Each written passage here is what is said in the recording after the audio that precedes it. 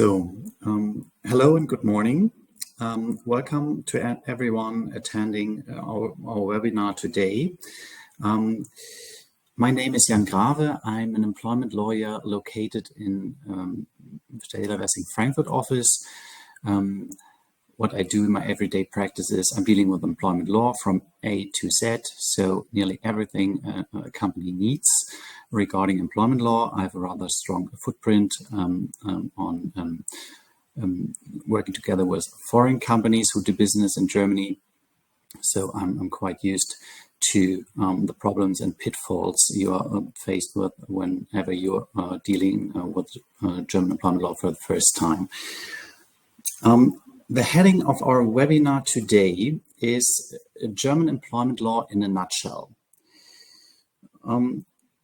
What I would like to present today is, let's say, a very fast journey through the German employment law. We have just 30 minutes, so we can just briefly touch the main topics of German employment law.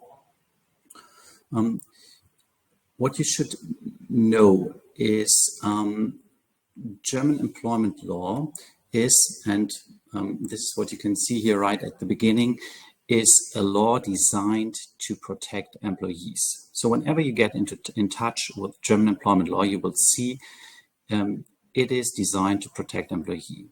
It is complex and it's subject to various statutory regulations. And therefore, it's important for companies who do business in Germany to have a knowledge of the main statutory obligations you have to comply with as an employer in Germany. Before we start into our webinar today, please feel free to ask questions. I would recommend to do and to answer these questions at the end of our webinar today.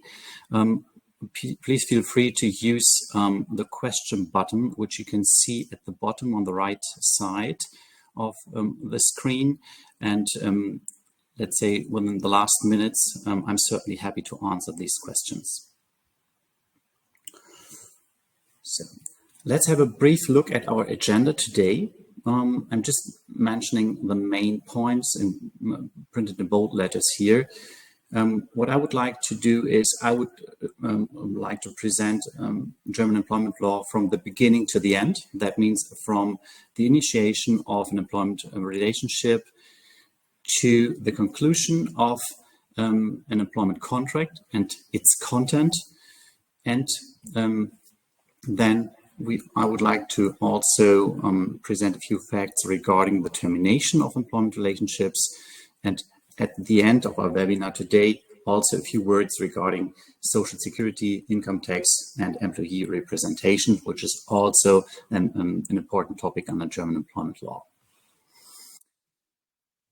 So let's start with the initiation of an employment relationship under German law. Some general information up front. It is possible, if you would be a foreign company, to directly conclude as the foreign company an employment contract with the employee. But it would also be possible to set up a subsidiary which acts as employer in Germany. Mostly foreign companies use the German limited liability company when setting up a business in Germany. What is important to know is that the employer is generally free to determine the job profile and the requirements for the job. However, and this is what you will see in many cases, we have the General Equal Treatment Act, which needs to be complied with as an employer. This you will see it on the next slides when concluding the employment contract, but also when dealing with an ongoing employment relationship and also when terminating an employment relationship. So it's important to know that there is this General Equal Treatment Act. We will discuss this act a few slides later. Last point, and this is what is sometimes confusing when dealing with German employment law: background checks. Quite common practice in many foreign companies, in many foreign countries, but under German employment law, only possible to a very limited extent. So, if you would like to conduct background checks, please contact your lawyer upfront, because it might not be possible to do this. Now, a few words regarding the already mentioned General Equal Treatment Act. What is the purpose of this act? The purpose is the protection of employees during the application process, also during an ongoing employment relationship, and also after termination of an employment relationship, against, and these are the key words, discrimination based on reasons of race, ethnic origin, sex, religion, disability, age, or sexual identity. All employees are covered from this act. That means all employees are protected. Employers' obligation is to take the necessary measures to protect employees against adverse treatment. And also important for employees and also important for employers to know is that the employees have the right to make complaints to the competent persons in the workplace. When concluding an employment contract, we need to know that any provision in an employment contract which violates this General Equal Treatment Act is considered to be invalid. Practical hint: an employer should inform and educate the employees who are entitled to issue directives. So just keep in mind there is this General Equal Treatment Act, and you need to consider this act and need to comply with this act. How to apply for a new job under German law, and what is the application procedure to be observed by an employer. Also, once again, we have this already mentioned strong influence of the General Equal Treatment Act. When discussing the type of application, we differentiate between speculative applications on the one side and the application based on a job advertisement of an employer on the other side. So it is possible to have a job advertisement of the employer, and there's an application based on such a job advertisement.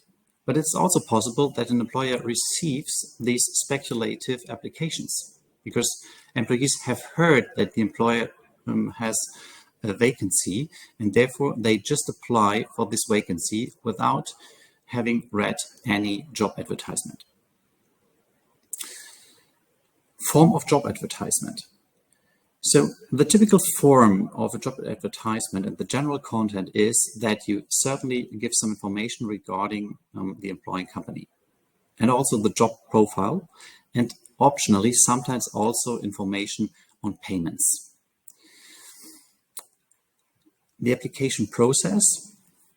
Employer must follow a fairly international standard, and this is also important to know.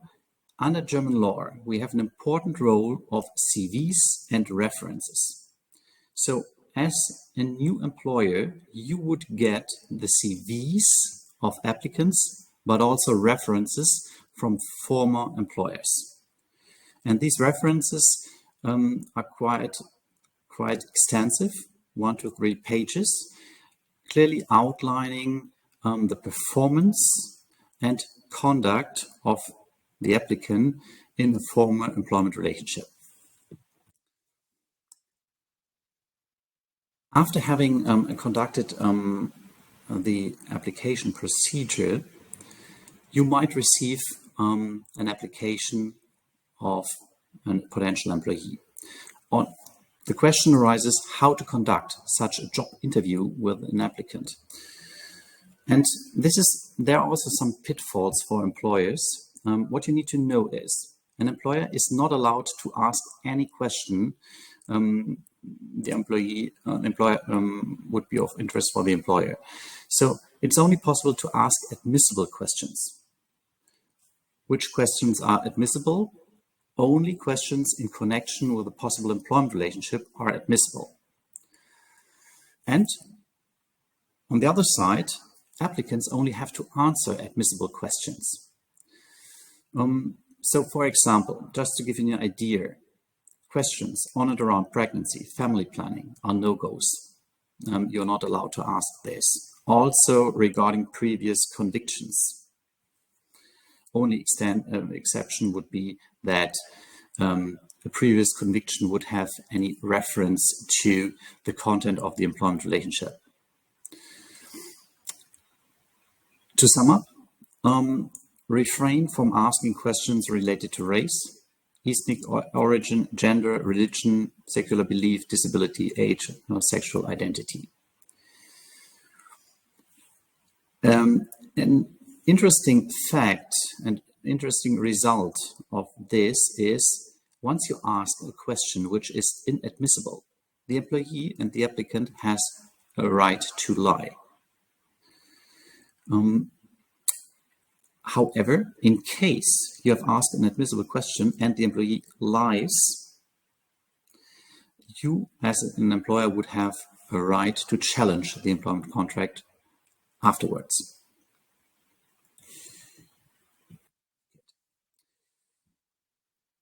Next main topic after the initiation of the employment relationship is the employment contract and its content. Upfront and hopefully helpful, some practical tips. Based on our experience, do not use templates of obscure origin. Also, do not use outdated templates. That means try to use actual templates because jurisprudence and statutory law is changing. Therefore, every 2 or 3 years, please update your contracts. And right at the beginning, use an actual version. This is helpful for you also in particular in the course of an employment relationship, once you have any questions to ask, any problems to solve. Many terms and conditions stipulated in employment contracts cannot be changed unilaterally. So once they have agreed with the employee, they are content of an agreement and cannot be unilaterally changed by the employer. This is the basic principle. However, in certain cases, there might be a right to unilaterally change the terms and conditions of the employment contract. However, only in case these conditions are expressly set out in the employment contract and taking transparency rule into consideration. Mainly transfer clauses regarding tasks and place of work. So this means as an employer, you would like to stay flexible regarding the place of work. And in this case, you can insert a certain workplace and in addition, the possibility to change this workplace unilaterally.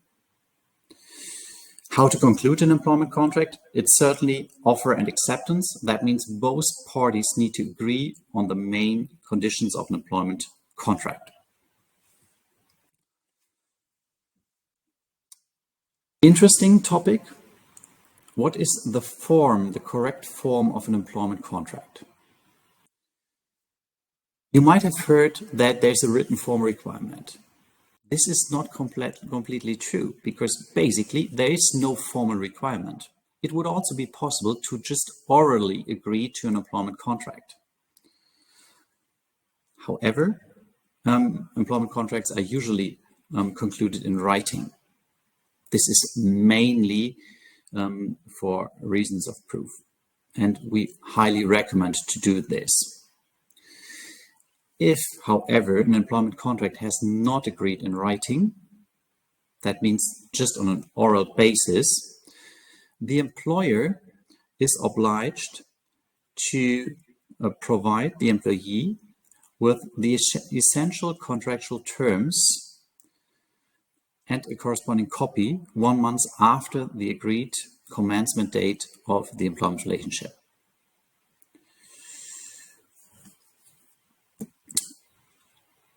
Initially, I said there is basically no formal requirement. However, there are certain exceptions. Once we're talking about a fixed term employment relationship, please keep in mind this must be in writing. Also, if you would like to agree a post-contractual non-compete clause, there's also a written form requirement, which needs to be observed by the employer. Also, an interesting topic, offer letters. I'm often confronted with the fact that a new employer would like to present offer letters to applicants. It is certainly possible to do this. However, this is not common practice under German law, and it definitely does not replace our recommendation to conclude an employment contract afterwards. So offer letters can be used, but are not common practice.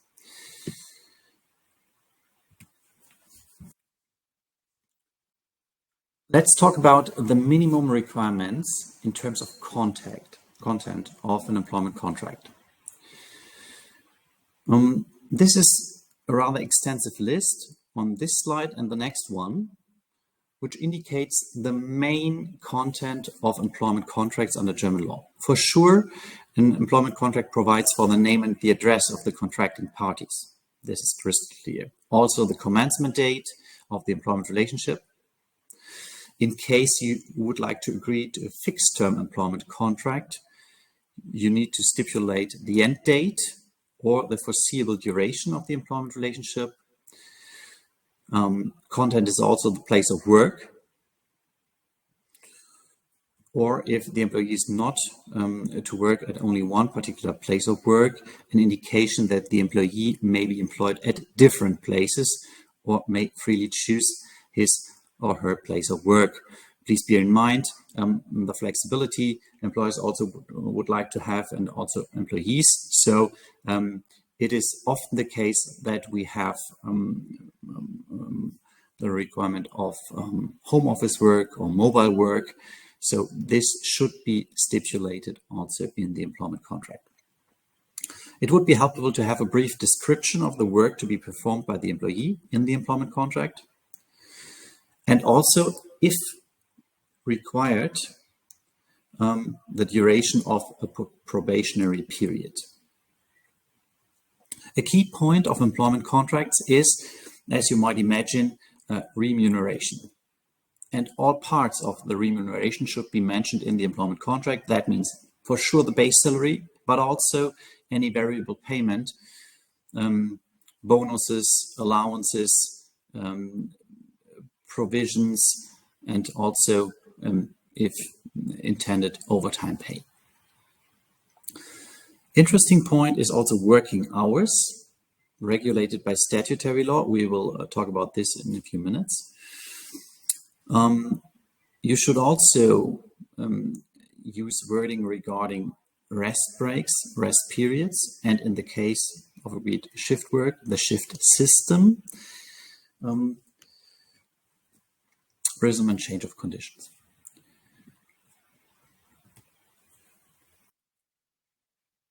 This might be an exceptional case on the next point, on-demand work. More interesting is the next point, possibility of overtime and its conditions should also be part of an employment contract, and the right to order overtime is important for employers, important for employees. Annual vacation, also part of employment contracts and also regulated under statutory law. Training is not that important. However, if intended, should be mentioned in an employment contract. Pension plan, it might not be that interesting for you as a startup company at the beginning, but in the course of the development of a company, this could also be a possibility. Important point, termination procedure. Requirement of written form, notice period for filing suit. So what is the applicable notice period in case of a termination? Should be part of an employment contract. The last point refers to collective bargaining agreement, works agreements, service agreements. If these agreements should apply to the employment relationship, it should also be mentioned in an employment contract. Just to give you the legal background, we have a so-called Evidence Act in place, and the Evidence Act explicitly relates to the already discussed points as main points of an employment contract. So once you ask yourself what should be the typical content of an employment contract, please refer to this slide and the last slide. I already addressed it. Many topics are covered by statutory law in Germany. What does this mean? Once a topic is covered by statutory law, it is not possible for the employer and the employee to go under this standard minimum provisions laid down in statutory law. We have this statutory law, for example, with regard to the working time. That means we have a maximum working time in place.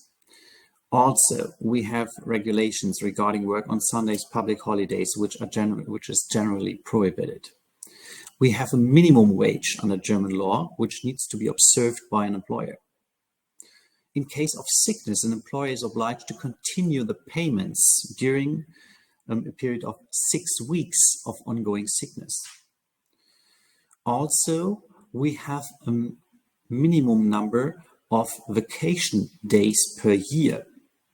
And in addition, and last point I would like to mention regarding the minimum statutory law is an employer is also not absolutely free to insert a certain notice period into the termination employment contract.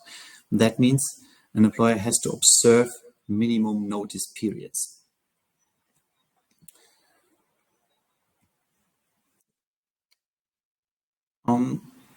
It would be very interesting to go into more detail regarding working time, vacation, and so on and so forth. However, given the rather tight time frame today, this is unfortunately not possible. But please feel free, if you have any questions in this regard after this webinar, to contact us. We are certainly happy to assist. Last point I would like to mention regarding employment contract and content is the possibility to agree a fixed term employment contract. So as you might imagine, it's possible to agree an unlimited employment relationship, but also a fixed term one.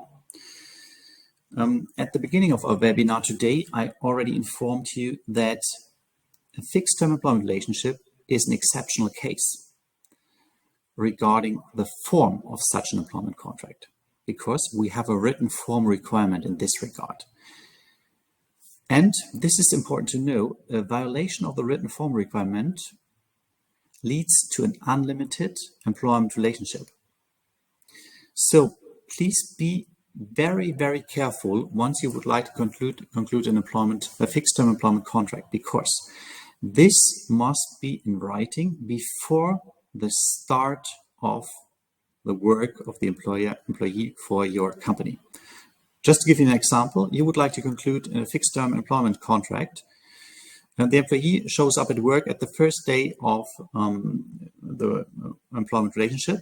You have not yet concluded an employment contract. The employee starts his or her work, and 1 hour after the start of the work, you intend to sign the employment contract, the fixed term employment contract. This is a pitfall for you, because in this case, the employee has started, and this start already leads to an unlimited employment relationship. So our strong recommendation is to conclude a written form before the start of the work. Once we talk about fixed term employment relationships, we have to differentiate between fixed term just based on a calendar, up to 2 years and as a maximum term, and fixed term based on a material reason, which can be longer than 2 years. Good. This is the second main topic, employment contract and content. Next main topic is the termination of employment relationships, also regulated by statutory law, but also by case law. So we have some general principles to observe as a new employer under German law. First of all, how to terminate. Two possibilities. You can issue a dismissal letter, which is a unilateral information that you intend to terminate the employment relationship, only signed by the employer. Second possibility would be the conclusion of a termination agreement. Both parties need to sign an agreement regarding the termination. However, consent of the employee is required. In any case, a termination must be declared clearly. It must be clear that you terminate the employment relationship. We have a written form requirement. Important to know, we need handwritten wet signature regarding dismissal letters, but also regarding the conclusion of a termination agreement. A violation of this written form requirement directly leads to the formal invalidity of the termination. So please be aware there is a written form requirement. You might not be faced with the Works Council, what is the employee representative body in a company, but in case there would be one, you need to consult with the Works Council before you can terminate the employment relationship.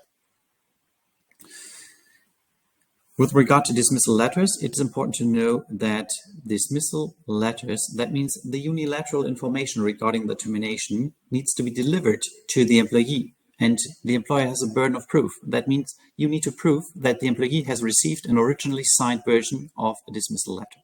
This is sometimes not that easy to prove. So once you get in touch with this topic, we would highly recommend to consult with a lawyer upfront in order not to make any mistakes, which could lead to the formal invalidity of a termination. We have two types of dismissals: ordinary, that means with notice, and extraordinary, dismissal for cause without notice. In case of an ordinary dismissal, you certainly need to observe the applicable notice period, and the employment relationship ends after expiration of the dismissal notice period. This is clear. We have a very big influence of the Protection Against Dismissal Act.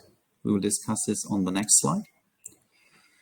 Extraordinary dismissal, as a rule, only in exceptional cases, because you require an important reason. We have high requirements to fulfill for the employer, and such an extraordinary dismissal needs to be declared within 2 weeks after having knowledge of the underlying facts.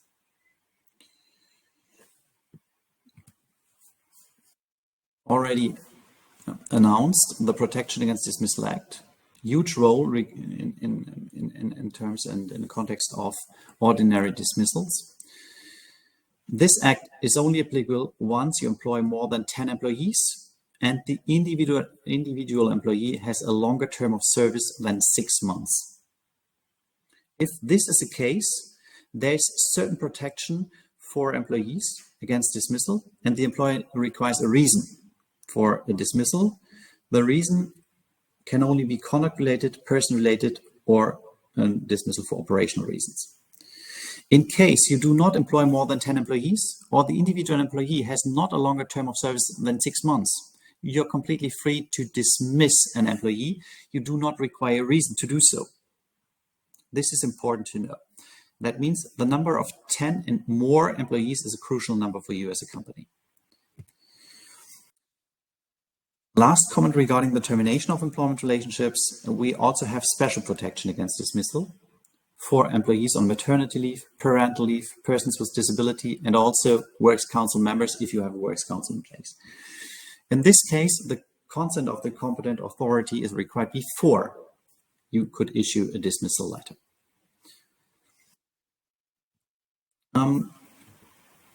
At the end of our webinar today, I would like to briefly refer to Social Security.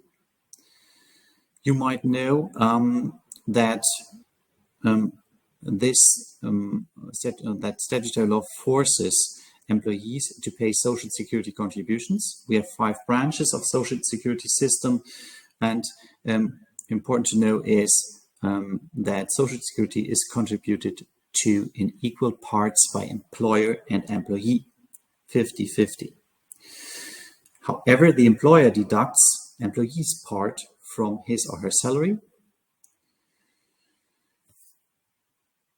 and social security contributions are collected by the health insurance and paid by the employer.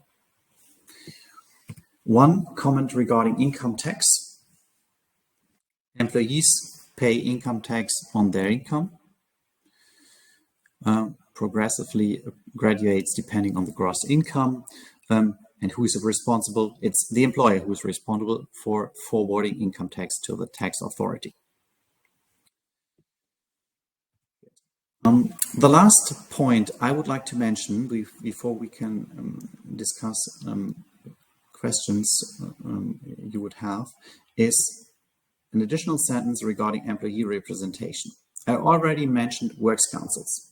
In case you would have more than 5 employees, these employees could feel free, and you cannot avoid this, that they elect a so-called works council, which is the representative body of the employees. And the Works Council would have certain co-determination rights. We already announced in case of a termination, but also regarding working time and a few further topics. Representation on a corporate level is also a possibility. However, you would need a huge number of employees. And what you need to be in mind, we have trade and labor unions. Sometimes these collective bargaining agreements could be applicable to an employment relationship. Good. This was my brief overview on German employment law and pitfalls. I know it's quite fast and we cannot go into too much detail, but I hope this was of help for you. If you have any questions, we can discuss these questions now. I can see there is one. If a new employee is applying for a job in which, for example, pregnant women cannot work and lies, how can that be handled after the contract has been signed? Okay, so this is a question that we have an application of a pregnant woman, and the employer did not know this, and this is a job in which a pregnant woman cannot be employed. So this would not lead to the possibility for the employer to terminate or revoke an employment relationship, because, and this is important to know, pregnant women have a very detailed protection under German law. We have the Maternity Act in place, and whenever you have a pregnant woman, you need to protect this woman. So high protection. At the end of the day, this would lead to the fact that you have an ongoing employment relationship. However, unfortunately, as employer, you cannot employ this new employee, and you have to await the birth, and afterwards you can employ this woman who is during the time of non-work entitled to receive remuneration. I hope this clarifies your question. I cannot see any further questions, so in case there are none, I would like to thank you for your attendance, and once again hope that this was of help for you. In case of any further questions, please feel free to contact us. We are happy to help. Thank you very much.